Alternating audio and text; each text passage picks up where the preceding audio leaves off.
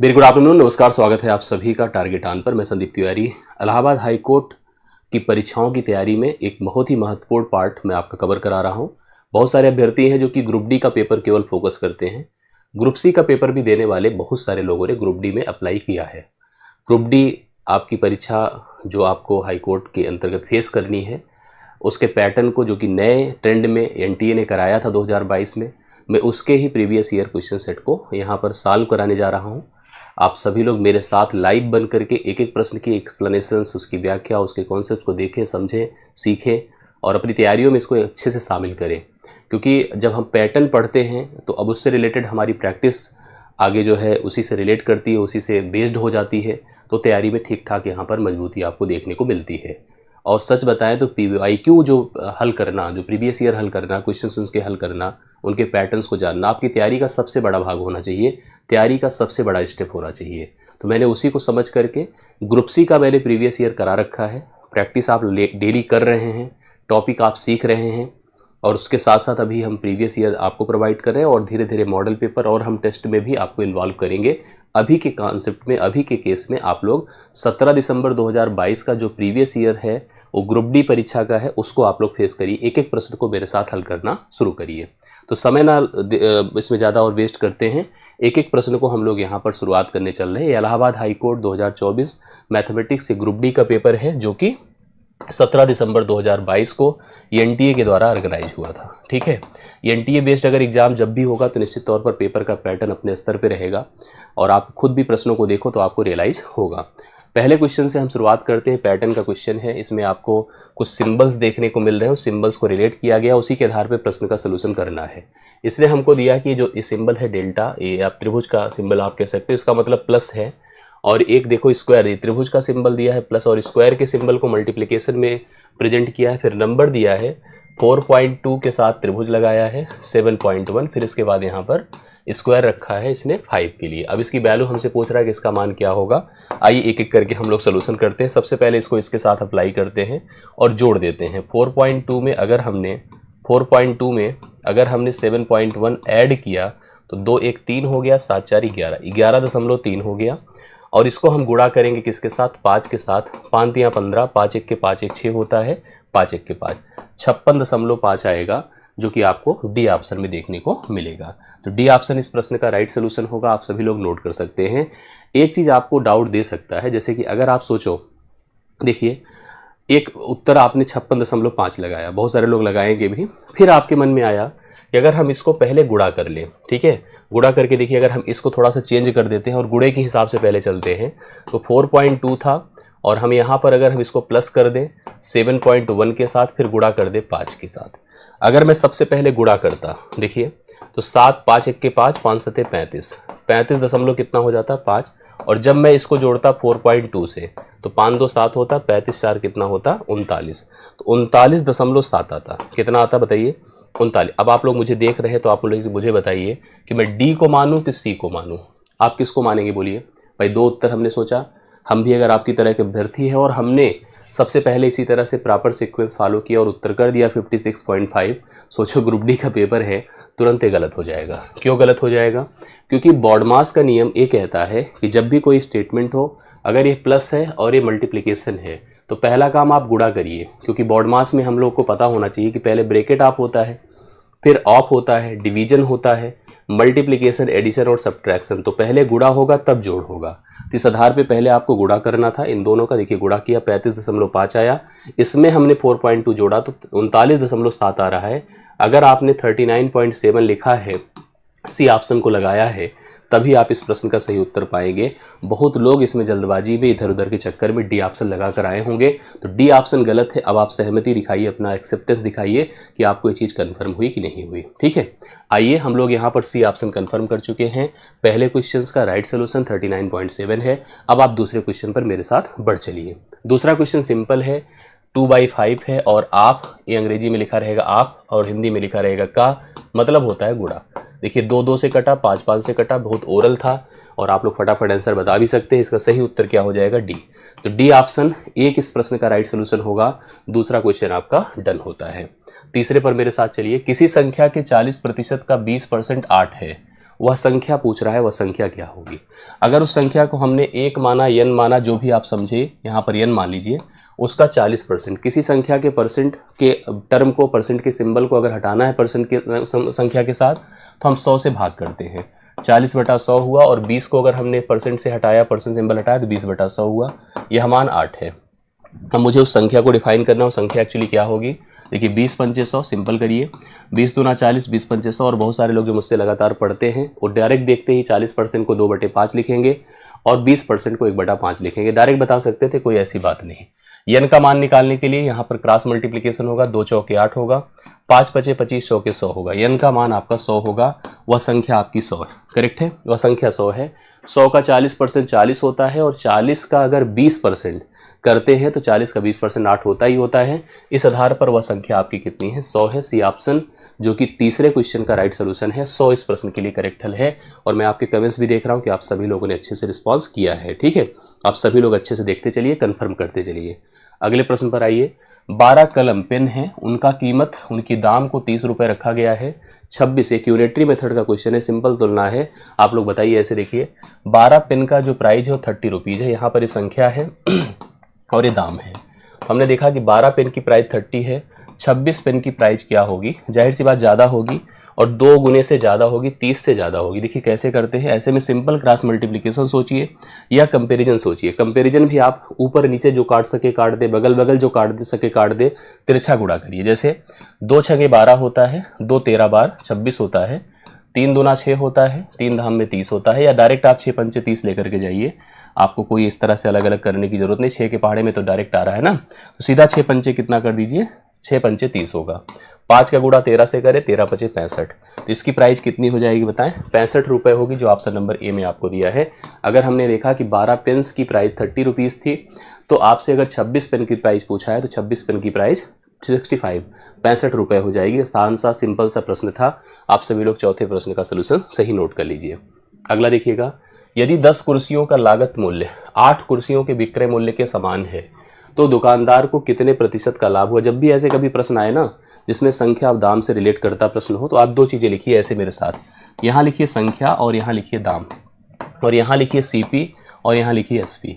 पहले कोई दुकानदार कुछ सामान खरीदता है, खरीद करके उसको बेचने का प्रयास करता है। बेचने में हमेशा दुकानदार का अप्रोच होता है कि वह पहले अपनी लागत निकाल ले। जब तक वह अपनी इन्वेस्टमेंट निकाल नहीं पाता है तब तक उसे प्रॉफिट नहीं होता है। जैसे कोई दुकानदार एक कार्टून रखा है बिस्किट के, और 200 या 150 जो भी बिस्किट के पैकेट थे वो खरीद के लाया, आप उससे 1-2 पैकेट खरीदिए, तो वह तुरंत थोड़ी, जैसे आप खरीद कर तुरंत सोचने लगो कि चलो बताओ तुम्हें कितने % का फ़ायदा हुआ, तो कहेगा भैया फ़ायदा तब होगा जब मैं पहले अपना इन्वेस्टमेंट निकाल लूँगा। पता चलो आज हमसे आप खरीद के जाओ, कल हमारा सारा बिस्किट ख़त्म हो जाए, चूहे खा ले जाए, कुछ भी मतलब इधर उधर में डिस्टर्ब हो जाए, तो मुझे कहाँ फ़ायदा होगा। फ़ायदा तो तब होगा अगर मैंने 20 पैकेट, मैंने जो कार्टून है पूरा, अगर उसको मैंने 100 में ख़रीदा है, तो 100 रुपये जिस दिन मेरा निकल जाएगा, जिस बिस्किट के पैकेट से 17 पैकेट, 15 पैकेट, 16 पैकेट पे निकल जाएगा, तो जो बचे पैकेट्स होंगे वही मुझे प्रॉफिट देंगे। यहाँ भी सेम इसी टाइप का कॉन्सेप्ट है। 10 कुर्सियों को जितने में ख़रीदा जाता है, 8 कुर्सियों को उतनों में बेचा जाता है, ये तो पक्का है कि उसे लाभ होगा, क्योंकि 10 कुर्सियों के जो लागत थी वो 8 कुर्सियों को बेच करके निकाल ली गई। तो जो बची 2 कुर्सियाँ थी उससे बेनिफिट है, उसी से फ़ायदा है। मैंने कहा 10 कुर्सियों को जितने में ख़रीदा है, जितना मतलब 1 मान लीजिए, 8 कुर्सियों को उतने में ही बेचा है, जितना मतलब 1 मान लीजिए। अब आप यहाँ 1 की जगह कुछ भी रख सकते थे, सिंपल सा कॉन्सेप्ट था। और इसको देखिए ऐसे सोचा करिए 2 पंचे 10 होता है, 2 चौके 8 होता है। हमारी जिम्मेदारी ऐसे प्रश्नों में, देखो मैं इसको ऐसे पढ़ा रहा हूँ, बाकी करने का एक आसान तरीका और भी है, लेकिन हम सिंपल ऐसे इसलिए बता रहे क्योंकि और भी तरह के प्रश्न आपको फेस करने को मिलेंगे। अब आप यहाँ पर संख्या देख रहे 5 है, यहाँ पे दाम उसका 1 है, यहाँ पर संख्या 4 है, दाम उसका 1 है ना, मतलब 5 सामान को 1 रुपये में खरीदा हूँ, 4 सामान को 1 रुपये में बेच दिया हूँ। संख्या बराबर करने के लिए इसको 4 से गुणा करें, इसको 5 से, ठीक है। अब बराबर हो गया कि नहीं, 4 पंचे 20, 5 चौके 20। अब 4 1 के 4, एक क्रय मूल्य हो गया, 5 1 के 5 विक्रय मूल्य हुआ। 4 में खरीद कर कोई सामान 5 में बिक रहा है, 1 का फायदा है, 1 का लाभ है, और यह लाभ हमेशा क्रय मूल्य पर होता है, तो 1 गुणे 100/4 करिए, 25% का लाभ है। 25% का लाभ है, जो कि ऑप्शन नंबर बी में दिया है। इसको डायरेक्ट ऐसे भी कह सकते थे कि 10 का सीपी, 10 का देखो 10 का सीपी बराबर 8 का एसपी, 10 का सीपी बराबर 8 का एसपी। 2 पंचे 10 होता है, 2 चौके 8 होता है। सीपी बटा एसपी लिखिए बराबर 4/5 हुआ, मतलब 4 में खरीद कर 5 में बिका, 4 में खरीद कर 5 में बेचा, 1 का लाभ है, ठीक है। 1 गुणे 100/4 कर दीजिए, 4 से डिवाइड करिए, 25% का लाभ है। तो 25% का लाभ इस व्यापार में उस दुकानदार को हुआ है, जो ऑप्शन नंबर बी में आपको देखने को मिल रहा है। तो इस तरह के प्रश्नों पर फोकस्ड रहिए, कंफर्म किए रहिए, जिससे दिक्कत ना होने पाए। अगले क्वेश्चन पर आइए। 10% प्रतिवर्ष की ब्याज की दर पर 2800 रुपये पर 18 माह का चक्रवृद्धि ब्याज क्या होगा। मतलब यहाँ चक्रवृद्धि ब्याज पूछा है, साधारण नहीं। बहुत ही आसान है। देखिए हम लोग इसका एक सिस्टम फॉलो करते हैं, मैं आपको क्लियर करता हूँ। तरीके बहुत सारे हैं। जैसे मान लीजिए देखिए यहाँ पर क्या दिया है, ब्याज दर दिया है 10%, करेक्ट है। मूलधन जो दिया है वो आपको 2800 दिया है, और जो समय दिया है, ध्यान से देखिएगा, समय वो दिया है 1/1। अब थोड़ा सा पहले इसको प्रेजेंट कर लीजिए, नहीं तो आपको डाउट आएगा कैसे लिख दिया। 18 माह लिखा है। हम सबको पता है कि 12 माह बराबर 1 साल होता है, 18 माह मतलब 1.5 साल होता है। कैसे होगा बताइए। कभी भी महीने को साल में लिखने के लिए आप क्या कर दो, सब 12 से भाग करो। 6 दूना 12, 6 तिरिक 18, मतलब 1/1/2 वर्ष। इसका अर्थ हो गया कि 1 वर्ष प्लस आधे वर्ष। ये जो आधा वर्ष है दूसरे साल का है। आधा वर्ष किसका है, दूसरे साल का है। सतत प्रक्रिया काम करती है, और सतत प्रक्रिया के आधार पर आप चलिए तो एकदम क्लियर हो जाएगा। देखिए कैसे। सबसे पहले एक फार्मूला होता है, उस फार्मूले पर भी आप जा सकते हैं अमाउंट निकालने का।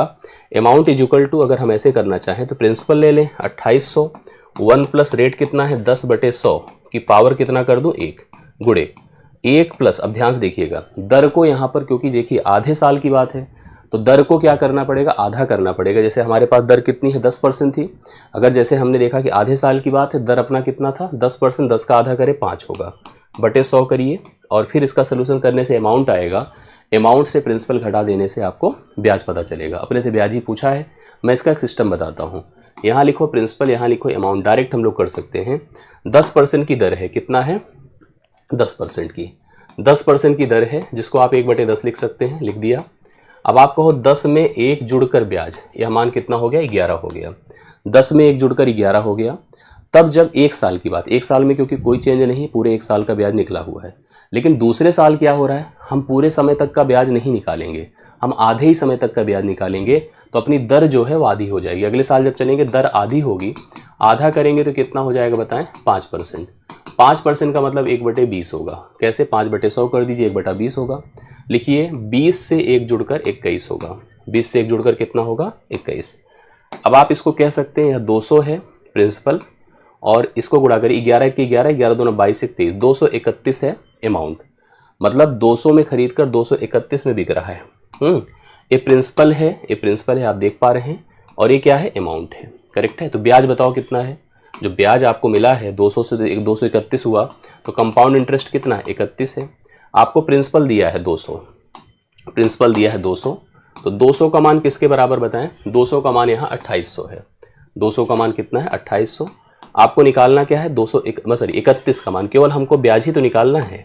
देखिए 2 जीरो ऐसे चले गए, 2 से 14 बार चला गया, 14 के 14 हुआ, 14 दूना 28, 14 तिरिक 42, 42 एक 43, 434 रुपये इसका क्या हो जाएगा, यहाँ पर चक्रवृद्धि ब्याज हो जाएगा। जो यहाँ से भी निकल जाता बट वो टाइम टेकन होता।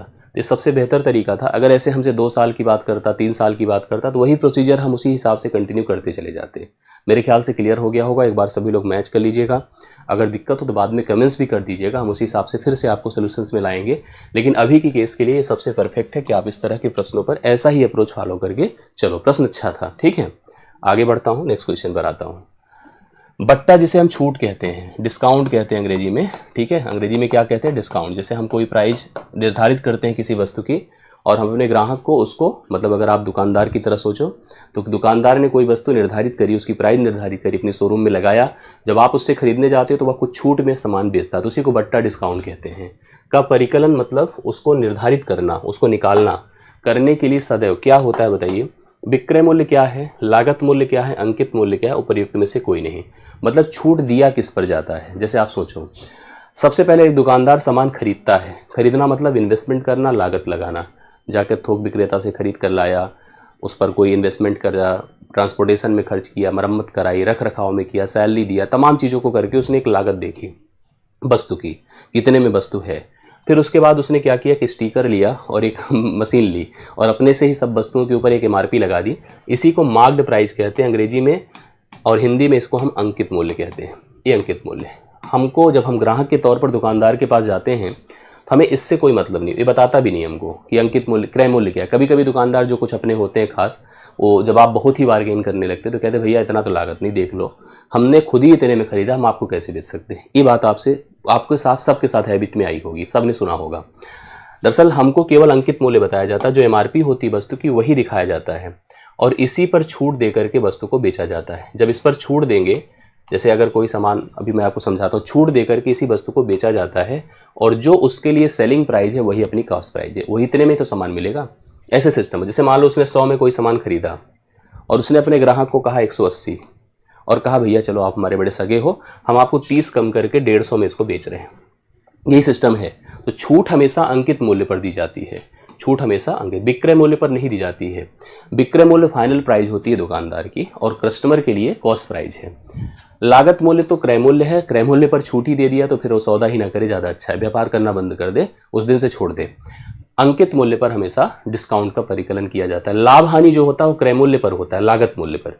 अगर कोई दुकानदार अपने लाभ हानि की गणना करना चाहता है तो हमेशा क्रय मूल्य टारगेट करता है, इतने में खरीदा हूँ, इससे ज़्यादा मिले तो फायदा है, इससे कम मिलेगा तो नुकसान, ये वो अपनी प्लानिंग करता है। तो इस हिसाब से 7वें क्वेश्चन का राइट सोल्यूशन आपका सी ऑप्शन है, अंकित मूल्य आप लगाइए। मार्क्ड प्राइस यहाँ पर डिस्काउंट के लिए परिकलन करने के लिए इंपॉर्टेंट टर्म्स हैं।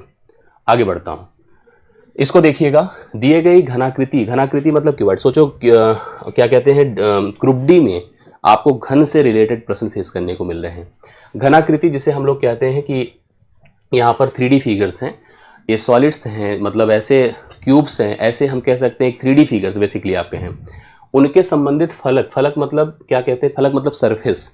जैसे मान लो एक हम क्यूबाइड सोचें, क्यूबाइड मतलब आप ऐसे सोचिए, जैसे आप जिस कमरे में बैठे थोड़ा देखिए इधर आसपास, इस कमरे को हम क्यूबाइड कहेंगे। ईंट ले लीजिए या किताब ले लीजिए या मोबाइल अपना सोचिए अगर रेक्टेंगुलर शेप में है, इसमें कितने फलक, सरफेस कितने होते हैं, इसकी बात करिए। सरफेस देखिए कैसे प्लान होता है, जैसे मान लीजिए हमने जिस कमरे में खड़े हैं, एक फर्श है, एक छत है, 2 हो गए, एक इस दीवार को 2 2 4, और सामने की दीवार पीछे की दीवार, कितनी फलकें हैं, 6। जो हमारी ये रूम की बात अगर हम करें तो 6 फलकें टोटल हैं।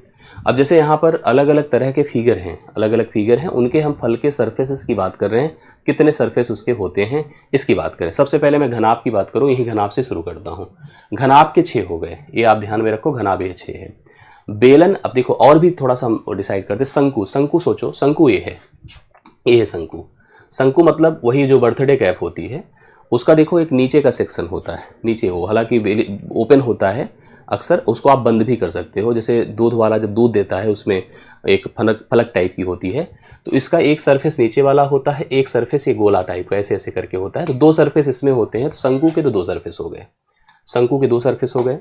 जो अपना ये बेलन है, बेलन कुछ ऐसे होता है, देखिए ऊपर और नीचे 2 सर्कल होते हैं, सर्कुलर शेप होते हैं। जैसे आप पाइप सोचो, जैसे मार्कर मैं लिया हूँ, तो देखो इधर से कट, इधर से कट, ये 2 सरफेस इधर के, और ये जो सरफेस जिसको मैंने पकड़ रखा है, तो इसके 3 सरफेस हो गए। ठीक है, बेलन के कितने हो गए, ये आपके 3 सरफेस हो गए। अब आता है गोलार्ध। गोलार्ध को अंग्रेजी में कहते हैं हेमिस्फेरिकल सेल। ठीक है, हेमिस्फेरिकल सेल, मैं बताता हूँ क्या है हेमिस्फेरिकल सेल, सुना होगा आप लोगों ने पक्का। इसको ऐसे कहते हैं, जैसे कटोरा आप सोचिए, कटोरा ही समझिए, बाकी कुछ नहीं, या गेंद है, गेंद को काट दीजिए ऐसे, ये देखिए गोलार्ध है। गोलार्ध की अगर हम बात करें तो गोलार्ध में कितने हो गए, आप सोचो खुद ही। गोलार्ध की अगर हम बात करें तो गोलार्ध मतलब एक प्रकार से, या हम कहते हैं गोले को ही हम कंसीडर करें, गोला जैसे होता है ना गेंद। अब एक्चुअली गोलार्ध को कैसे नहीं ऐसे कंसीडर करना ठीक नहीं, गोले की तरह, स्पेरिकल की तरह ही सोचिए। जो गेंद होती है देखो ऐसे होती है, मतलब इसको आप ऐसे, आप सेल सोचोगे तो सेल में तो 2 आएंगे, सेल में तो 2 आएंगे भाई। लेकिन अगर हम गोले को ही सोचें ऐसे, देखिए जो गेंद होती है, गेंद का एक ही सरफेस होता है, एक ही सरफेस। ठीक है, उसका कोई ऐसा जनरेट नहीं होता है, एक ही सरफेस होगा। तो गोलार्ध का एक सरफेस होगा, ए सिस्टम होगा इसका। तो कुल मिला के अगर हम लोग प्लान किए तो पहले का ए का हो गया 1, ए का 1 होगा, तो 1 के साथ कनेक्टेड है कहीं पर, ए का 1 है। ठीक है, और ए का सेकंड है, 1 का मतलब सेकंड है, ए का सेकंड, सेकंड में ही 2 ऑप्शंस हैं, ये दोनों ऑप्शंस नहीं होंगे, या तो ए होगा या तो सी होगा। पहले का सेकंड है, दूसरे का फोर्थ है, दूसरे का फोर्थ, देखिए मैच कर रहा है, मैच कर रहा है। ठीक है, अब इसके बाद देखो तीसरे का फर्स्ट है, तीसरे का फर्स्ट कहाँ पर है, इसमें है, तो पहला ऑप्शन सही हो जाएगा। देखो ये है, ये वाला पोर्शन लीजिए, मिलाइए, पहले का क्या है, सेकंड है, सेकंड मैच किया, दूसरे का फोर्थ है, फोर्थ मैच किया, तीसरे का फर्स्ट है फर्स्ट मैच किया और चौथे का थर्ड है थर्ड मैच किया। तो पहला ऑप्शन इसका राइट सोल्यूशन है। सरफेस के हिसाब से बढ़िया क्वेश्चन है। देखिए अगर इस टाइप से क्वेश्चंस आपको मिलते हैं तो आपको समझना होगा, ध्यान देना होगा, तभी आप कर पाएंगे ना। चलिए 8वां क्वेश्चन डन होता है। इट्स वेरी गुड क्वेश्चन और बहुत सारे लोगों ने सही उत्तर दिया है, लेकिन समझदारी दिखाइए, गलत मत करिएगा। आगे देखिए, इस क्वेश्चन को पढ़िए। देखिए बढ़िया क्वेश्चन है। हाँ, 5 विषयों में नीरा का औसत प्राप्तांक 72 है। नीरा जी कोई एग्जाम देती हैं और 5 विषयों में जो उनका औसत प्राप्तांक 72। औसत का मतलब होता है, औसत मतलब योग बटा संख्या, ठीक है। औसत बराबर योग बटा संख्या, मतलब 5 विषय के अलग अलग अंक रहे होंगे। पहले में कुछ अंक, दूसरे में कुछ अंक, तीसरे में कुछ, इस तरह से अंक मिले थे और सभी अंकों को जोड़कर संख्या से भाग करा तो औसत कितना आया? 72, ठीक है, 72 आया। 72 मतलब प्रति विषय के अंक हो गए, करेक्ट। उसके छठे विषय का जो प्राप्तांक मिलने पर उसका जो औसत होता है बढ़कर 75 हो जाता है। मतलब एक विषय बढ़ा, जैसे 5 विषय थे, औसत था 72। ये देखिए हमने लिखा संख्या और यहाँ पर लिखा हमने औसत। 5 विषय थे तो औसत क्या था? 72। एक विषय बढ़ गया तो संख्या कितनी हो गई? 6। औसत भी बढ़ गया, औसत कितना हो गया? 3 बढ़ करके 75 हो गया। अब आपसे पूछा होगा छठे विषय में उसने कितने अंक प्राप्त किए। ट्रेडिशनल करना चाहे तो ट्रेडिशनल जा सकते हैं, 5 गुणे 72 करे, 6 गुणे 75 करे, घटा दे, कन्फर्म हो गया, ठीक है। लेकिन आपको ऐसे नहीं जाना है, जैसे मैं बता रहा हूँ उस तरह से जाइए। कैसे? इस टाइप का जब भी प्रश्न हो आप पुराना औसत ले लीजिए और नई संख्या के पास आइए। और इस जो वृद्धि है, देखो वृद्धि हो रही है ना, यह शामिल किए जाने पर आधारित है। जैसे किसी परिवार में कोई एक सदस्य शामिल हो, औसत आयु बढ़ जाए या घट जाए, किसी एक कार्यालय में किसी एक नए कर्मचारी की रिक्रूटमेंट हो, उसके आने से औसत बढ़ जाए या घट जाए, तो मतलब उसकी पहलू संख्या पता करने का सिस्टम है। कोई क्रिकेट का खिलाड़ी है, उसने अपनी 5 इनिंग्स में इतने रन बनाए थे, इस औसत से रन बनाए थे। एक इनिंग खेला जिसकी वजह से औसत में 2 की वृद्धि हो गई। तो औसत की वृद्धि क्यों हुई? क्योंकि उसने उस इनिंग में ज़्यादा रन बनाए होंगे। अब सुनिए, छठे विषय का अंक पता करना है, तो इसके लिए हमने लिया पुराना औसत, हम आ गए नई संख्या के पास और इस वृद्धि को इसके साथ मल्टीप्लाई कर दिया। 6 × 18 इसमें जोड़ दिया, जोड़ते ही 90 हो गया।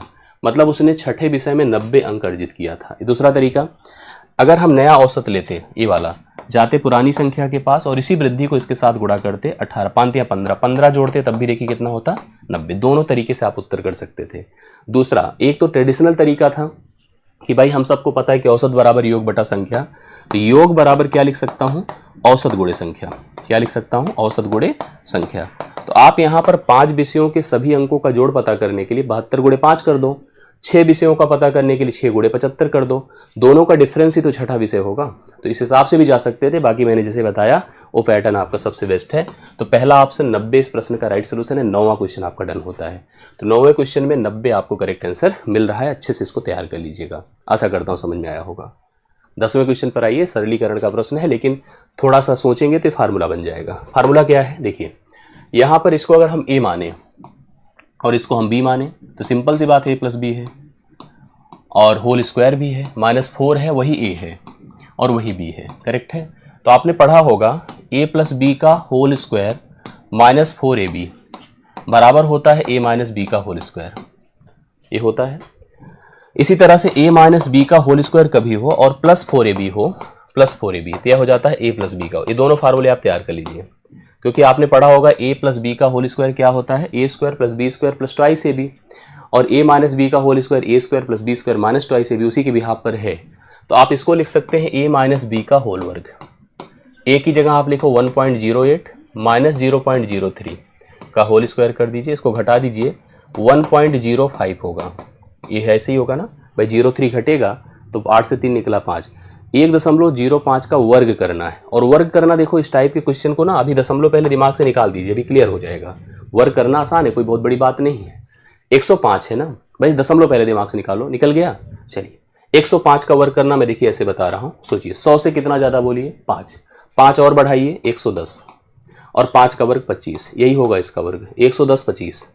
अब दशमलव अगर 2 स्थान पर था तो दशमलव यहाँ पर 4 स्थान पर लगेगा, बस 1 2 3 4 यहाँ पर लगेगा, मतलब 1.1025 होगा। 1.1025 इसका राइट सोल्यूशन होगा, 1.1025 सी ऑप्शन, ठीक है। 1.1025 इसका राइट सोल्यूशन सी ऑप्शन होगा और आप सभी लोग इसका सही उत्तर पा रहे हैं, सी ऑप्शन आप लगा दीजिए। 10वां क्वेश्चन आपका डन होता है, ठीक है। अब आते हैं 11वें पर। दो सहअभाज्य, सहअभाज्य जानते हैं किसे कहते हैं, अंग्रेजी में को प्राइम। ऐसी दो संख्याएं, जैसे हमने ले लिया ए और बी, संख्याएं चाहे जो हों, मतलब ए और बी कुछ भी हों, प्राकृतिक हो, पूर्ण हो, सम हो, विषम हो, भाज्य हो, अभाज्य हो, जो मर्जी हो सो हो। मतलब ये मत सोचना कि ए और बी भी अभाज्य हो। ए और बी कोई दो संख्या हो, बस क्या हो कि दोनों का जो कॉमन फैक्टर है, कॉमन फैक्टर का मतलब होता है उभयनिष्ठ गुणनखंड। हाँ, उभयनिष्ठ गुणनखंड वो एक हो। उभयनिष्ठ, मैं अभी लिखकर एग्जाम्पल देता हूं आपको। उभयनिष्ठ गुणनखंड क्या हो बताइए, एक हो। दो संख्याएं कोई भी हो, किसी भी तरह की हो, कैसी भी हो, उनका उभयनिष्ठ गुणनखंड एक हो, ऐसी दो संख्याएं सहअभाज्य होती हैं। उनका एलसीएम क्या होगा, उनका लासा क्या होगा। सोचिए, जैसे संख्या कौन होगी, जैसे हमने लिखा 5 और 7, बोलिए है, हाँ है। पहली चीज तो दोनों प्राइम भी हैं और दोनों का उभयनिष्ठ, दो अभाज्य कोई है तो उनका तो उभयनिष्ठ गुणनखंड एक होना ही होना है। लेकिन अगर हमने 4 और 7 लिखा तो ये भी दोनों क्या हैं, दोनों अब सहअभाज्य हैं। अब आप कहोगे सर 4 तो भाज्य है, 4 से मतलब थोड़ी है, रिलेटिवली दोनों क्या हैं, दोनों रिलेटिवली रूढ़ हैं, मतलब उनका कोई कॉमन फैक्टर नहीं है। जैसे हमने 4 और 25 को लिख दिया, ये भी सहअभाज्य है। अब सोचो दोनों भाज्य संख्या हैं लेकिन आपस में सहअभाज्य हैं। 1 को 8 के साथ लिख दिया, ये दोनों भी सहअभाज्य हैं, भले एक ना तो भाज्य है ना भाज्य है। तो संख्या इंडिविजुअली क्या है इससे मतलब नहीं है, संख्या परस्पर क्या होती है इससे मतलब होता है। लेकिन याद रखिए, अगर दो संख्या सहअभाज्य हैं तो उनका जो एलसीएम होगा वो हमेशा उन संख्याओं का गुणनफल होगा, गुणनफल होगा। और इनका कभी आपसे एचसीएफ पूछ लिया जाए ना तो एचसीएफ ऑलवेज 1 होगा। देखो लिखा भी होगा, एचसीएफ हमेशा इनका 1 होगा। एलसीएम उनका कोसेंट मतलब भाग नहीं होगा, उनका योग नहीं होगा, हाँ उनका गुणनफल होगा। जब दो संख्याएं सहअभाज्य हैं तो उनका जो एलसीएम होगा उनका हमेशा क्या होगा, गुणनफल होगा। और एचसीएफ क्या होगा, एचसीएफ हमेशा 1 होगा। इस बात को दिमाग में रखिएगा। तो ये आपके 11वें क्वेश्चन का राइट सोल्यूशन है, जो कि सी ऑप्शन में है, उनका गुणनफल। इस प्रश्न का सही उत्तर आप लोग लगा सकते हैं, करेक्ट है। चलिए अगले क्वेश्चन पर आइए। 12वां नंबर देखिएगा। ए और बी कोई व्यवसाय शुरू करते हैं ना, कोई व्यापार, देखिए पार्टनरशिप आया, इन्वॉल्व हुआ है। ए और बी कोई व्यापार शुरू करते हैं। उन्होंने 3:5 के अनुपात में पूंजी का निवेश किया, पैसे लगाए, मतलब 3 भाग ए ने लगाया, बी ने 5 भाग लगाए। मतलब सीधी सी बात है कि अगर हम पूंजी का जो निवेश देख रहे हैं, निवेश अगर सोचे तो ए और बी के हिसाब से अगर जाएं तो 3:5 लगाया है, तो जाहिर सी बात है कि बी बड़ा निवेशक है, बी ने ज़्यादा पैसे लगाए हैं, ए ने कम लगाए। अभी यहीं तक थे। उनके द्वारा निवेश किए जाने का समय 2:3 के में था। ये धन का निवेश था, ये धन था। और धन के साथ अगर समय की बात किया जाए ना तो समय 2 कितना दिया है, 3 दिया है। अब हमसे पूछा है कि उनके लाभ का वितरण किस अनुपात में होगा। याद रखिएगा, मैं आपको यहाँ कंफर्म कर देता हूँ कि लाभ का अनुपात, लाभ का जो अनुपात होता है वो हमेशा बराबर होता है निवेश के अनुपात से। ठीक है, किसके, निवेश का अनुपात और लाभ का अनुपात परस्पर क्या होते हैं, इक्वल होते हैं। निवेश जो होता है वो 2 चीज़ों पर निर्भर करता है। निवेश क्या होगा, 2 चीज़ों पर, एक तो धन कितना पैसा लग रहा है, गुणे समय कितना समय लग रहा है, 2 चीज़ों पर निर्भर करता है। अब जैसे 2 व्यक्ति थे ए और बी, उन्होंने पैसे लगाए 3 और 5 के रेशियो में और समय दिया 2 और 3। अगर उनके द्वारा जो पैसे लगे हैं उसको अगर हम यहाँ पर निवेश को डिसाइड कर दे, मतलब उनके निवेश को रियली डिसाइड कर दे, तो जो निवेश का रेशियो बनेगा वही उनके लाभ का भी अनुपात बनकर आएगा। मतलब आउटपुट वही मिलेगा जिसे आपने इनपुट डाला है। सीधी सी बात है, अगर आप व्यापार में ज़्यादा समय दिए हो, ज़्यादा पैसे दिए हो, तो आपको ज़्यादा फायदे होंगे और नुकसान होगा भी तो ज़्यादा होगा। दोनों चीज़ें होती हैं, रिस्क तो रिस्क है। अब यहाँ पर अगर हम बात करें लाभ का अनुपात, तो इसके लिए निवेश डिसाइड करिए। 3 दूना 6, 5 तियां 15। थोड़ा सरल कर लीजिए इसको, सरल करेंगे तो कितना आएगा बताइए। 3 दूना 6 है, 3 5 15 है। 2:5 के अनुपात में उनको फायदे होंगे। 2:5 देखिए सी ऑप्शन है और सी ऑप्शन उनके लाभ का रेशियो होगा। आसान है पार्टनरशिप, जैसे अगर पार्टनरशिप के स्तर पे चलो तो पुलिस के एग्जाम में भी टफ पूछा जाता है। फिलहाल इसमें 2:5 के रेशियो में यहाँ पर उनको लाभ प्राप्त होगा, जो ऑप्शन नंबर सी में दिया था। 12वें क्वेश्चन का राइट सोल्यूशन सी ऑप्शन है। 13वें पर आई 13th। 2 सहअभाज्य, अभी मैंने डिस्कस किया था सहअभाज्य के बारे में। 2 सहअभाज्य को प्राइम का जो एचसीएफ होता है, मैंने आपको बताया भी था, आप लोग तुरंत आंसर बता सकते हैं। उनका जो एचसीएफ होगा हमेशा क्या होगा बताइए, 1 होगा, हमेशा 1। 2 अगर सहअभाज्य संख्याएं हैं तो उनका मासा हमेशा 1 होगा और 1 ही उनके लिए मासा। अगर लासा की बात करो तो उनका गुणनफल होगा और मासा हमेशा 1 होगा। तो 13वें क्वेश्चन का राइट सोल्यूशन आपका क्या है? 13वें क्वेश्चन का राइट सोल्यूशन बी ऑप्शन है। तो बी ऑप्शन उनका मासा 1 है। इस प्रश्न के लिए आप सबके रिस्पॉन्स हैं और आई होप आपको समझ में चीजें आ रही हैं। सभी लोग कंफर्म करते चलिएगा। नेक्स्ट क्वेश्चन देखिए, थ्योरेटिकल है और बड़ा है, थोड़ा सा पढ़िए इसको, ध्यान समझिए क्या कहना चाह रहा है। हाँ, निम्नलिखित में कौन सा सही है स्टेटमेंट की वाइज।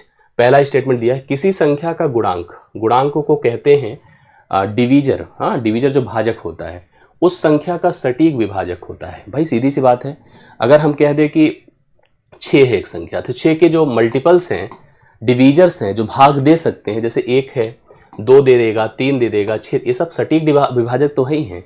प्रॉपर इसको डिफाइन कर देते हैं, डिवाइड कर सकते हैं। भाई कोई संख्या है, उसके जो फैक्टर्स होते हैं, जो उसके टर्म्स ऐसे होते हैं जो उसको पूर्णता विभाजित कर दें, गुणांक कहलाएं, डिवीजर कहलाएं, उसको पूरी तरह से विभाजित कर देंगे। अब देखिए दूसरा, एक प्रत्येक संख्या का गुणांक होता है, 1 is the factor of every number. आप दुनिया की कोई संख्या सोच लो, धनात्मक संख्या, वो चाहे भाज्य हो अभाज्य हो, एक खुद हो, एक काटने के लिए सबसे छोटा गुणनफल, सबसे गुणनफल नहीं, गुणनखंड, किसी भी संख्या का सबसे छोटा गुणनखंड एक ही होता है। सबसे बड़ा गुणनखंड वह संख्या खुद ही होती है। तो एक तो सभी संख्या का गुणांक होता है, गुणक होता है। देखिए गुणक और गुणांक थोड़ा यहां समझिएगा शब्दों को। मल्टीपल ऑफ एवरी नंबर, देखिए गुणक क्या है और गुणनखंड क्या है, ये सब समझिए शब्दों को। गुणक नहीं होता है, गुणनखंड होता है। तो ये तो गलत है भाई, ये गलत है। भाई एक प्रत्येक संख्या का गुणनखंड होता है, एक सबको काट देता है, बट एक सबसे थोड़ी कटता है, खुद से कटता है, बाकी किसी से नहीं कटता, सबसे छोटा ही तो होता है ना। ये गलत है स्टेटमेंट। यदि कोई संख्या के 2 सह अभाज्य संख्याओं से विभक्त योग्य हो तो वह संख्या उनके गुणनफल से भी विभक्त योग्य होगी। If a number is divisible by 2 coprime numbers then it is divisible by their product 2। बिल्कुल सही बात है। अभी मैंने आपको बताया कि अगर 2 संख्याएं हैं तो 2 संख्याएं सहअभाज्य हैं तो उनका एलसीएम क्या होता है भाई, वो एकदम डिफरेंट नंबर होती है, उनका एचसीएफ 1 होता है। जैसे अगर हमने लिखा 3 और 5, ये दोनों सहअभाज्य हैं। अब हमसे कहा जाए कि अगर कोई संख्या, जैसे आप पढ़िए, यदि 2 सहअभाज्य संख्याओं से विभक्त योग्य कोई संख्या है तो उनका गुणनफल, if a number is divisible by 2 coprime numbers then the divisible by their product also. जैसे अगर कोई नंबर है, सपोज करिए 9 है, 9 3 से तो कटेगा बट 5 से नहीं कटेगा। बट अगर कोई संख्या ऐसी है जैसे 15 है, 3 से भी कटी और 5 से भी कटी, अगर वो दोनों से कट रही है तो दोनों के प्रोडक्ट से जरूर कटेगी। ये तो सही बात है। तो अब यहां पर देखिए आगे के स्टेटमेंट्स भी हैं। 2.5 और 4 का एलसीएम 10 है। भाई ऐसी संख्या जो 10 है, 10 क्या 5 से कटे, 4 से कटेगी? नहीं कटेगी, तो ये भी गलत है। भाई एलसीएम क्या होता है? लासा, जो प्रत्येक दी गई संख्याओं से पूर्णता विभाजित हो। तो 2.5 से तो 10 कटता है ना, उसके पहाड़े में आता है, 4 बार जाएगा 10 हो जाएगा, लेकिन 4 दूना 8, 4 के पहाड़े में नहीं आएगा। संख्या का प्रत्येक गुणांक संख्या से कम होता है। एवरी मल्टीपल, मल्टीपल हमेशा ज्यादा होता है, संख्या के बराबर या संख्या से ज्यादा। मल्टीपल कौन होता है पता है? जैसे कोई संख्या लिखा हमने 5, तो 5 का पहाड़ा पढ़िए, 5 दूना 10, 5 तिया 15, ये सब गुणांक होते हैं, ये सब उसके मल्टीपल्स होते हैं। तो मल्टीपल्स हमेशा संख्या से ज्यादा होते हैं, ते भी आपके क्या है? गलत है। जैसे यहां पर शब्दों को समझिएगा, संख्या को प्रत्येक गुणांक संख्या से कम होता है, गलत है। 2.5 और 4 का लासा 10 है, भी गलत है। एक प्रत्येक संख्या का गुणक, गुणक मतलब 1 is the multiple of every number, ये भी गलत है। अब यहां पर हम लोगों को समझना है कि यहां पर जैसे हमसे क्या पूछा, निम्नलिखित में कौन सा सही है? यदि कोई संख्या दो, ये सही है, तीसरा सही है। और पहला, किसी संख्या का गुणांक मतलब मल्टीपल, वो संख्या, देखिए क्या लिखा, इफ अ फैक्टर, गुणांक मतलब फैक्टर, और फैक्टर जो गुणांक है मतलब जो काट सकेगा वो फैक्टर है, ठीक है। एक factor of a number is exact divisor of that number, उस संख्या का प्रॉपर भाजक होता है। भाई गुणनखंड तो काट ही देगा। तो पहला सही है, पहला, और आपका कौन सा सही बताइए? पहला सही है और यहां पर तीसरा सही है, ठीक है। पहला और तीसरा सही है, 1 और 3 सही है, इसको लगाइए, एकदम करेक्ट आंसर है। बढ़िया क्वेश्चन है, मल्टीपल फैक्टर से रिलेट करता है। बस गुणांक, गुणक को थोड़ा समझिएगा, गुणांक क्या है, गुणक क्या है, और इसको अगर थोड़ा सा जानना है तो ऐसे जान लीजिएगा। देखिए एक संख्या सोचिए, जैसे हमने 6 लिया, अब 6 का पहाड़ा पढ़िए, ध्यान देखिए, 6 दूना 12, 6 त्रिक 18, 6 चौके 24, 6 पंचे 30। ये जो नंबर्स आप लिख रहे हैं ना, ये सब मल्टीपल्स हैं, ये सब क्या है? मल्टीपल। मल्टीपल को गुणज कहते हैं और यही यहां पर गुणक कहा जा रहा है, ठीक। और अब इसको काटेगा कौन? 1 6 बार, 2 3 बार, ये सब नंबर इसके क्या है पता है? फैक्टर हैं। क्या है? फैक्टर है। फैक्टर को गुणनखंड कहते हैं। क्या कहते हैं? गुणनखंड। और इसी गुणनखंड को हम गुणक, यहाँ पर क्या कह रहे हैं? यहाँ पर गुणांक कह रहे हैं। गुणांक यही है। अगर यही समझ पाए, अब देखिए कोई संख्या है वो अपने फैक्टर से कटती है, गुणनखंडों से कटती है, गुणजों को काटती है, गुणजों से छोटी या उसके बराबर होती है और गुणनखंडों से बड़ी या उसके बराबर होती है। इन्हीं सब बातों को लेकर के अगर हम सेट कर रहे हैं दिमाग में तो चीजें सही हो जाएंगी ना। अब एक देखिए सबको काट देती है लेकिन किसी और से नहीं कटती है। ये सब बातें कंफर्म कर लीजिएगा आप लोग। इसमें भी सूची का मिलान करना है। सूची 1 के साथ सूची 2 का मिलान सही करिए। देखिए क्या हो जाएगा, समझिएगा। सबसे पहले अगर हम इसकी बात करते हैं, जैसे ये वाला पहला स्टेटमेंट देखिए क्या लिखा हुआ है, हम उसी हिसाब, या हमको सबसे बेहतर लग रहा है सी। पहले इसको सॉल्व कर लीजिए। 5 15 होता है, ऊपर 4 है, नीचे 3 सते 21 है। 4 के बटे 21, 4 बटे 21 मतलब सी का किसके साथ हो गया? फोर्थ। सी का फोर्थ मतलब खत्म करना बहुत इंपॉर्टेंट होता है। जितना खत्म होता जाए उतना ही बेहतर होगा। इसका देख लीजिए क्या होने वाला है। इसका 15 0 0, 15 छक्के 90, 9 15 चौके 60, 60 9 69 हो गया। करेक्ट है। देखिए 15 0 0, 15 छक्के 90, शून्य हासिल 9, 15 चौके 60, 69 में से 100 घटा, 6900 में से 100 घटाइए, 6800 आएगा। 6800 मतलब ये हो गया सेकंड के साथ। अब बचा जो है उसी में से सेट हो जाएगा कोई ना कोई। अभी देखिए कंफर्म करते हैं। इसका देखिए सोल्यूशन क्या होगा। पहले 1 माइनस 1 0 होगा, 1 से 0 घटेगा तो 1 ही होगा। 1 माइनस 1 0 होगा, 1 से 0 घटेगा 1, 1 से माइनस 1 मतलब 0 हो जाएगा। ये वाला आपका 0 हो गया तो बचा 1 ही और ये हो जाएगा सेकंड। चाहे तो हल कर लीजिए, इसको भी प्रॉपर मैं करके दिखा देता हूँ। देखिए अगर मैं इसका सोल्यूशन करता हूँ तो आएगा वही जो यहाँ पर लिखा हुआ है। चलिए एक बार कर लेते हैं, कोई ऐसी बात नहीं। इसका सोल्यूशन देखिए कैसे होगा। भाई 81 है, 49 है, 216 है, किसी से कैंसिल होने की स्थिति जहां पर बने वहीं से हम लोग कैंसिल करते हैं। यहां पर अगर सोचो तो यह 7 की पावर 3 है और यह 7 की पावर 2 है, मतलब 7 की पावर 5 हो गया। वो देखो है यहां पर 6 की पावर 3 है, 2 की पावर 4 है और 3 ये आपका जो है 3 की पावर 4 है। तो इसको भी हम 6 की पावर मतलब 6 की पावर में सेट करके 6 की पावर 7 कर देंगे। तो उसके हिसाब से हम लोग यहाँ पर इसको थर्ड ऑप्शन पर लाएंगे ना, सेकंड पे थोड़ी जाएगा। इसको थर्ड पर लाइए, देखिए थर्ड पर जाएगा। तो आप देखो पहला थर्ड के साथ गया, पहला किसके साथ गया? थर्ड के साथ। तो पहला थर्ड में कहां पर है? देखिए जहां जहां है वही लेकर चलिए और बाकी को खत्म करिए। ये गया और ये गया। तो पहला थर्ड के साथ, दूसरा फर्स्ट के साथ, दूसरा फर्स्ट के साथ, दूसरा सेकंड के साथ, ये भी खत्म हो गया। बचा आपका सी ऑप्शन। देखिए पहला थर्ड के साथ, पहला थर्ड के साथ, दूसरा सेकंड के साथ, हाँ सेकंड के साथ, तीसरा जाएगा आपका फोर्थ के साथ, तीसरा देखिए फोर्थ के साथ और चौथा सेकंड के साथ। इस हिसाब से हम लोग यहाँ पर आंसर कर सकते हैं। सी ऑप्शन इस प्रश्न का राइट सोल्यूशन है। बढ़िया क्वेश्चन है। तो आपको कई काम करने पड़ जाते हैं ना, मतलब एक साथ एक तरह सोचो, एक एक प्रश्न को मतलब सोचो तो 4 प्रश्न हैं, सभी को तो करना है हल। अगर हम छोटे स्तर की परीक्षा दे रहे हैं तो ये सब सिंगल भी एक क्वेश्चन हो सकते हैं ना। एक सरलीकरण का प्रश्न हो सकता है, इंडिसेस का क्वेश्चन हो सकता है, पावर। तो एक सिंगल क्वेश्चन को अगर हम कंसीडर करें तो 4 प्रश्नों को हल करना पड़ेगा। तो आशा करता हूं समझ में आया होगा आप लोगों को।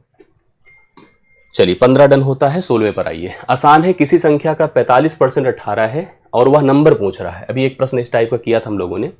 यन है संख्या, 45% मतलब 45/100 बराबर 18 दिया है। अब यन का मान निकालना है। देखिए 5 9 45, 5 बिसाम में 100, 9 से इसको डिवाइड कर, 9 दूना 18, हाँ 20 दूना 40, यन बराबर 40। तो 40 है वह संख्या, डी ऑप्शन है राइट सोल्यूशन। 40 वह संख्या है, डी ऑप्शन राइट सोल्यूशन है। 16वां नोट कर लीजिए आप लोग।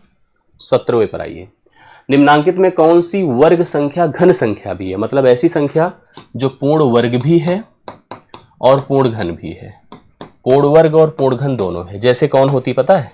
जैसे 1 होती है, हाँ 1 पूर्ण वर्ग भी है, पूर्ण घन भी है। 64 होता है, पूर्ण वर्ग भी होता है, पूर्ण घन। देखिए है तो 64, ठीक है। 64 4 का क्यूब होता है और 4 का क्यूब होता है और 8 का वर्ग भी होता है। पूर्ण वर्ग भी होता है, पूर्ण घन भी होता है। तो 17वें का राइट सोल्यूशन आपका 64 है। ऑप्शन नंबर सी में इस प्रश्न का सही उत्तर दिया है। आगे बढ़िए। सूची 1 के साथ सूची 2 का मिलान कीजिए। आइए मिलाते हैं सूचियों को परस्पर आपस में। कैसे मिलेगा? बहुलक किसे कहते हैं? जिसे अंग्रेजी में मोड। जो सबसे हाईएस्ट ऑब्जर्वेशन किसी आंकड़े का होगा, किसी समूह में किसी आंकड़े का होगा, वही मोड कहलाता है। जैसे अगर यह आंकड़े हैं, इस आंकड़े में कौन सबसे ज्यादा बार आया बताइए? 9 आया है 3 बार, बाकी सब ठीक है। तो इसका मोड हो गया 9। ये देखिए इससे कनेक्ट हो गया। कोई अगर समूह आपको दिया है तो जो आंकड़ा सर्वाधिक टाइम आता है वही बहुलक कहलाता है।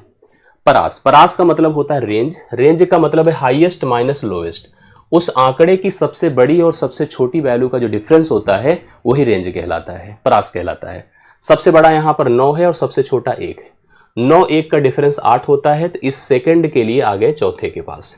मतलब आप देख लो, ए कनेक्ट हो गया थर्ड से, बी कनेक्ट हो गया फोर्थ से। अब चलिए सी के पास चलते हैं। माध्यिका मिड वैल्यू होती है, जो सबसे बीच का मान होता है वही माध्यिका है। अगर किसी आंकड़े को आप देख रहे हैं जो सबसे, जैसे हमारे पांचों उंगलियों में 5 में देखिए मिडिल फिंगर कही जाती है ना, ये माध्यिका क्या बोली जाती है इसे, पता नहीं, हिंदी में उंगलियों को बोला जाता है। इसमें जब भी कभी ऑड आंकड़े है, विषम आंकड़े हो तो बहुत आसान होता है, सम पर थोड़ी दिक्कत होती है। हालांकि आंकड़े देखिए, जैसे हमारे पास देखिए क्या है, हमारे पास है 4 7 2 7 1 3 और 8। कभी भी माध्यिका निकालने के लिए आंकड़ों को पहले ग्रुप्ड करना होता है असेंडिंग या डिसेंडिंग ऑर्डर में। सबसे छोटा 1 है, फिर 3 है, सॉरी 2 है, फिर 3 है, 1 है, 2 है, 3 है, 4 है, 7 है, 7 है, 8 है, 3 3 6 1 7 है। अब इसमें बीच में कौन है, 4 है, 3 इधर गया 3 इधर गया, तो 4 माध्यिका हो गई। तो 4 कहां पर है, देखिए पहले में है, तो हमने इसके लिए लिखा फर्स्ट। औसत, औसत मतलब योग बटा संख्या। औसत का मतलब क्या होता है, योग बटा संख्या। जोड़कर संख्या से भाग करिए।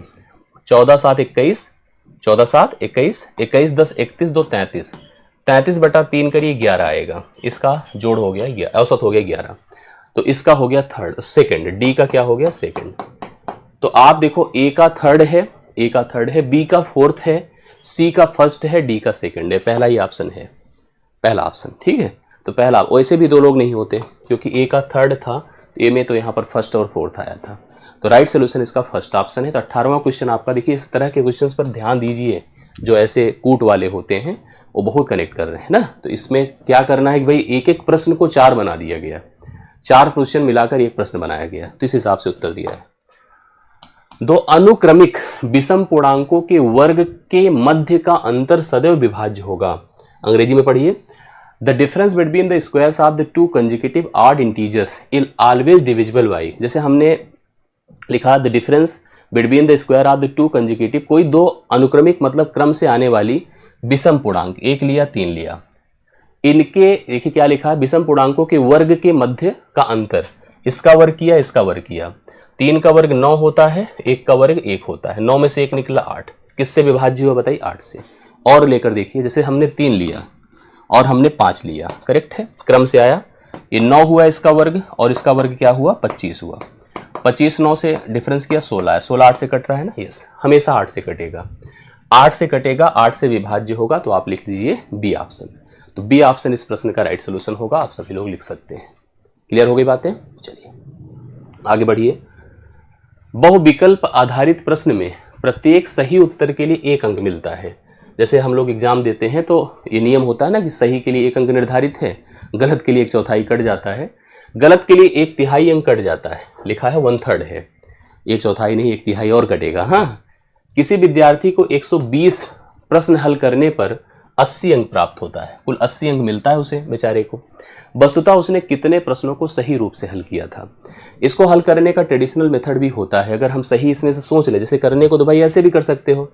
जैसे मान लो हमने 70 माना सही है, तो 70 अगर भाई 120 प्रश्न थे तो 70 सही था तो 50 गलत रहा होगा ना।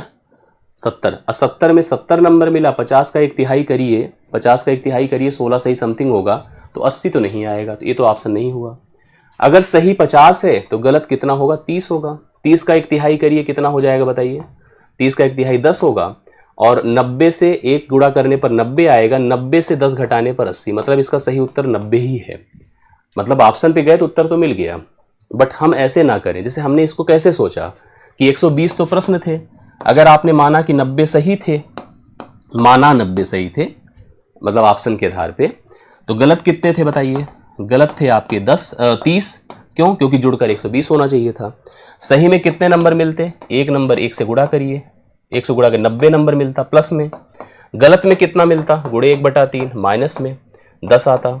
90 से 10 घटा दीजिए भाई, 90 से 10 घटाइए तो कितना आता, 80 आता कि नहीं, 80 मैच कर रहा है कि नहीं। बट हम कह रहे हैं थोड़ा एलिगेशन लगाइए इस तरह के प्रश्नों में। जैसे मान लो 120 प्रश्नों को हल करना था, कितने को हल करना था भाई 120। हमने कहा मानो सब सही हैं, मैंने मान लिया सब सही हैं, चलो हमने कहा सब सही हैं। आप खुद ही बताओ अगर 120 आप प्रश्न हल करते और सब के सब आप सही हो जाते, कितनी अच्छी बात होती। बोलो कितने नंबर मिलते 120।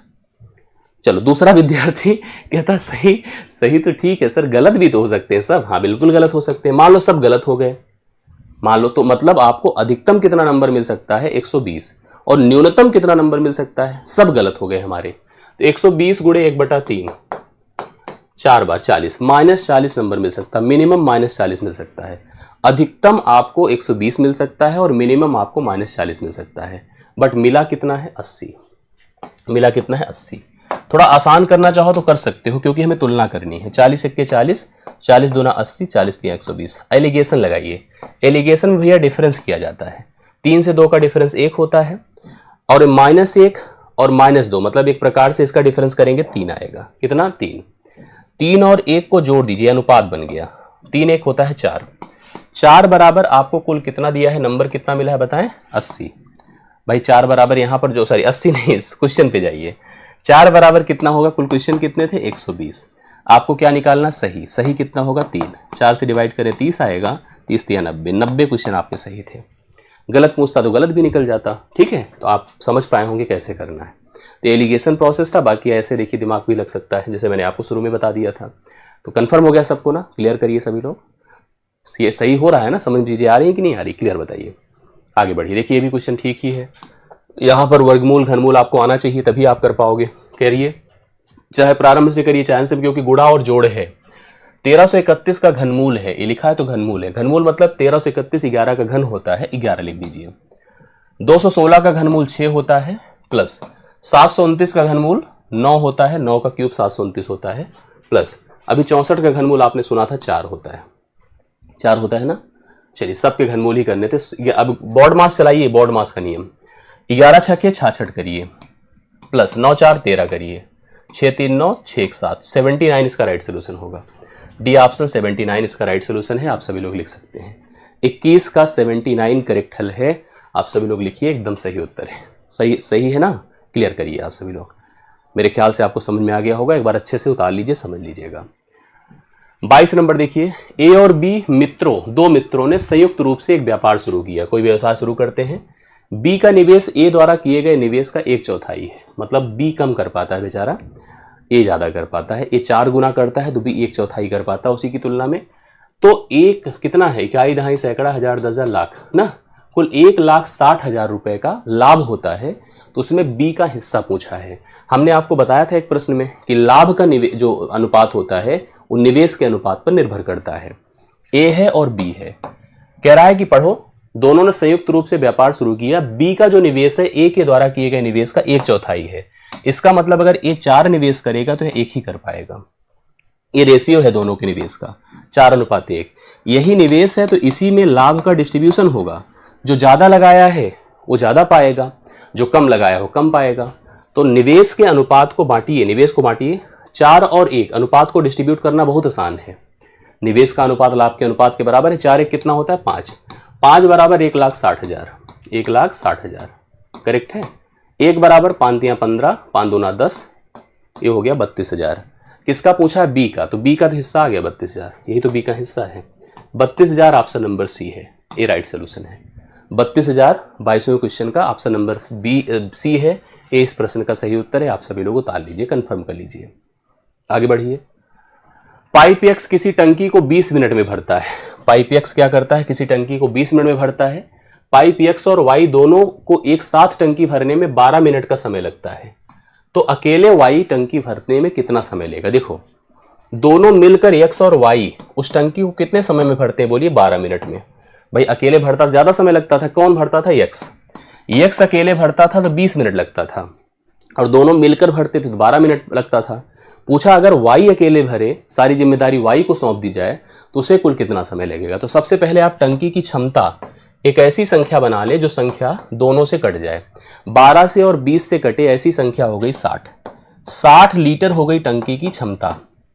अब वर्डिंग समझिए, हमने कहा 60 लीटर की टंकी है, दोनों मिल करके, दोनों मतलब एक्स और वाई, 60 लीटर की इस टंकी को 12 मिनट में भरते हैं तो प्रति मिनट पानी डालते हैं कितना, ये क्षमता है टंकी भरने की जो दोनों नलों की, 5 लीटर। 5 लीटर पानी हर मिनट जाता है तब जब दोनों नलें इन्वॉल्व होती हैं तब। अब उसमें यक्स का जो इन्वेस्टमेंट है, यक्स का जो निवेश है या यक्स का जो काम है वो क्या है, इस पूरे 60 लीटर को भरने के लिए उसे 20 मिनट का वक्त लगेगा। इसका मतलब हर मिनट वह 3 लीटर पानी डालती है। अब सोचिए अगर यक्स और वाई की कंबाइन एफिशिएंसी, कंबाइन क्षमता 5 लीटर हर मिनट में पानी डालने की है, जिसमें यक्स का योगदान 3 का है तो वाई का योगदान 2 लीटर डालने का होगा। इसका मतलब वाई की क्षमता 2 लीटर पर मिनट पानी डालने की है और टोटल रिक्वायरमेंट कितनी है 60। 60 को 2 से भाग करिए तो वाई 60/2 करिए, 30 मिनट में पूरी टंकी को अकेले भर सकता है। कौन, Y. Option number A. Y से अगर मैं कह दूं कि तुम ही टाई करो, तुम ही पूरा भरो, तो उसे कुल 30 मिनट लगेगा, आधे घंटे लगेगा उस टंकी को कंप्लीटली भर पाने में। 23 का सही उत्तर है पहला ऑप्शन 30 मिनट। आगे बढ़िए।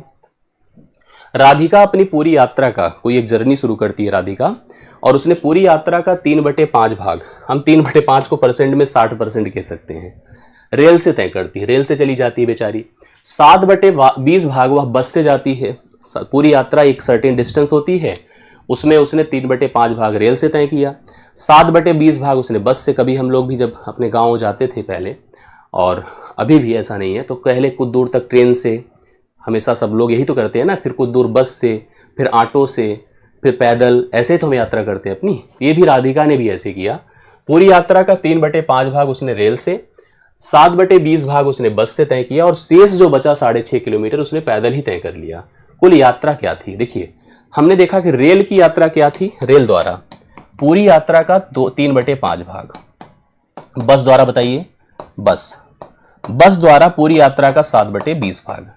अब आप एक काम करो, बहुत आसान होता है, आप एक संख्या मानो जो पूरी यात्रा, पूरी डिस्टेंस है, और वह संख्या क्या होगी बताइए। वह संख्या इनके हरों का, जो हर है 20 और हर है 5, एलसीएम होगी। तो 5 और 20 से कट जाए ऐसी संख्या है 20, मतलब हमने पूरी यात्रा को मान लिया 20 किलोमीटर, पूरी यात्रा को 20 किलोमीटर। अब हम यहां से चेक करिए, यहां से रेल मतलब ट्रेन से कितनी यात्रा तय हुई है, लिखो 20 × 3/5, 5 चौके 20, 4 12 किलोमीटर। कितना बताएं, 12 किलोमीटर। बस से बताइए, बस से पूरी यात्रा मतलब 20 × 7/20 कर दीजिए, 7 किलोमीटर। 12 किलोमीटर हुआ ट्रेन से, 7 किलोमीटर हुआ बस से, 12 7 19, और टोटल डिस्टेंस कितनी है 20। तो बचा शेष 1 किलोमीटर उसने तय किया किससे, पैदल। अब मैं आपको तुलना करवा दूं, मैं कह रहा हूं कि अगर 1 किलोमीटर यहां पर पैदल चली है तो पूरी यात्रा थी 20 किलोमीटर की, और यहां पर रियली में पैदल कितना चली है, 6.5। अगर 6.5 होता तो पूरी यात्रा क्या होती बताइए, गुणा करिए, 0 2 पंचे 10, 2 छंगे 12 1 13, 130 किलोमीटर होती। 130 किलोमीटर ऑप्शन नंबर ए होता। ये पूरी उसकी डिस्टेंस थी जिसमें उसने मैक्सिमम पार्ट बस से, ट्रेन से, फिर बस से, और 6.5 किलोमीटर पैदल चलकर तय किया है। तो इस हिसाब से राइट सोल्यूशन आपका आता है। तो ये आता है लास्ट क्वेश्चन। लास्ट क्वेश्चन देखिए क्या है कि किसी सप्तभुज के सभी अंतःकोणों का योग क्या होगा। कोई भी भुज हो, कोई भी पॉलीगन हो, त्रिभुज हो, चतुर्भुज हो, पंचभुज, खटभुज, सप्तभुज, अष्टभुज, कुछ भी हो, उसके सभी अंतःकोणों की योग का नियम क्या होता है, n - 2 × 180 डिग्री। ये होता है rule. To get the sum of the each interior angles of a regular या नॉन रेगुलर, कोई भी पॉलीगन्स का जो सभी अंतःकोणों का जोड़ जो होता है n - 2 × 180 डिग्री होता है। जैसे त्रिभुज के तीनों अंतःकोणों का जोड़ क्या है, 180। त्रिभुज n मतलब भुजाओं की संख्या, जैसे आप नंबर ऑफ साइड्स लिख सकते हैं, भुजाओं की संख्या, भुजाओं की संख्या। त्रिभुज में 3 भुजाएं होती हैं, 3 - 2 1, 1 × 180। अब सप्तभुज में 7 भुजाएं होती है, इसे हेप्टागन कहते हैं। देखो हेप्टागन, सप्तभुज में 7 भुजाएं होती हैं। अगर हम योग करते हैं सूत्र का उपयोग करके, तो 7 - 2 × 180 करें, 7 से 2 निकाले, 5 × 180 करिए, 18 पंचे 90 होता है, 900 डिग्री हो जाएगा। कितना बताएं, 900 डिग्री है। डी ऑप्शन इस प्रश्न के लिए राइट सोल्यूशन है। 900 डिग्री किसी सप्तभुज के सभी अंतःकोणों का योग हो जाएगा। आप लोग नोट कर सकते हैं। देखिए ये पूरा कंप्लीट 25 प्रश्न हुए ग्रुप डी के, जो हम लोगों ने 17 दिसंबर 2022 के पेपर में फेस किया था। उसी प्रश्नों को मैंने सॉल्व कराया। मैं जानता हूं कि इसका उपयोग है। सेशन अच्छा लगा होगा आप लोगों को, मुझे पूरा, मतलब मैं तो अपने हिसाब से अच्छा किया हूं, और रियली इसकी ज़रूरत है आपको तैयारियों में। तो इसलिए आप इसको अप्रिसिएट करिए। अच्छा लगे तो वीडियो को लाइक शेयर भी कीजिएगा, ना लगे तो कोई बात नहीं, ठीक है। और अपनी कमेंट्स भी दीजिएगा, अपनी प्रॉब्लम्स भी बताइएगा। हालांकि मैं रेगुलर प्रयास कर रहा हूँ आप लोगों के लिए, डेली प्रैक्टिस कॉन्सेप्ट जा रहे हैं, जिससे कि धीरे धीरे कनेक्टिविटी बन रही है, अंतिम तक बहुत अच्छी प्रिपरेशन हो जाएगी। मन लगा के मैथ को लेकर के आप रिलेट करिए हमसे, हम आप क्लियर कर देंगे। कुछ चीज़ें मैं आपको कह दूं, मैथ की तैयारियों के लिए देखिए मेरी एक प्रयास मेरा है आप लोगों के लिए, गणित की किताब। आप गणित की किताब हमारी यूज कर सकते हैं अपनी पढ़ाई लिखाई में, अपनी ज़रूरतों में। जो अमेजान पर, फ्लिपकार्ट पर, किसी भी आप सोशल साइट्स पर, जो आपके ऑनलाइन प्लेटफॉर्म से उस पर मिल जाएगी। आपके आसपास के रिटेल शॉप्स पर भी ये किताब आपको मिल जाएगी। तो अरिथमेटिक की प्रॉपर किताब, अंगणित की, आपको ज़रूरत के हिसाब से आप अपना यूज कर सकते हैं। और साथ साथ अगर हमसे रेगुलर रह करके हमारी बैचेस में पढ़ाई लिखाई करना चाहते हैं तो हमारा ये कोर कॉन्सेप्चुअल 2024-25 को टारगेट करते हुए अरिथमेटिक और एडवांस का एक मैथ्स का बैच है, आप इसमें भी इन्वॉल्व हो सकते हैं शुरुआत से हर चीज़ को बेसिक से डिटेल से पढ़ने के लिए, ठीक है। हमारे इस टेलीग्राम ग्रुप को ज्वाइन किए रहिएगा, जिससे आप QR पे डिस्क्रिप्शन में भी होगा, जिससे कि कभी भी कोई रिलेटेड एक्टिविटीज़ हो, कोई भी प्रोग्राम हो, मैं उसमें आपको शामिल कर सकूं, कोई दिक्कत ना हो। बाकी मुलाकात आपसे अगली क्लास में होगी। आज के लिए मेरी तरफ से इतना ही, बहुत बहुत धन्यवाद, थैंक यू सो मच। अगर अच्छा लगा हो तो वीडियो को लाइक ज़रूर कीजिएगा। बाकी नेक्स्ट क्लास में फिर से मिलता हूँ। थैंक यू सो मच, धन्यवाद सभी को।